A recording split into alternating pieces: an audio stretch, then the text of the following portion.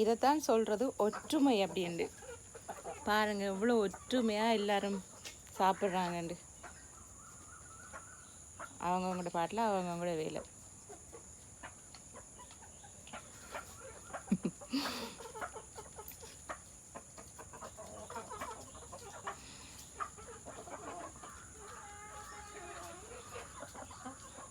மிருகங்கள் அதுகளுக்கு இடையில் ஒற்றுமையாக இருக்குது. ஏன் மனுஷனால் மட்டும் ஒற்றுமையாக இருக்க முடியுதில்ல? ஒரே இனம், இது வேறு வேறு இனம், ஆனால் ஒற்றுமையாக இருக்குது.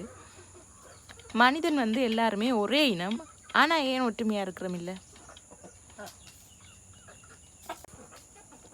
இவங்களை பார்த்தாவது நம்ம திருந்தணும் இனி.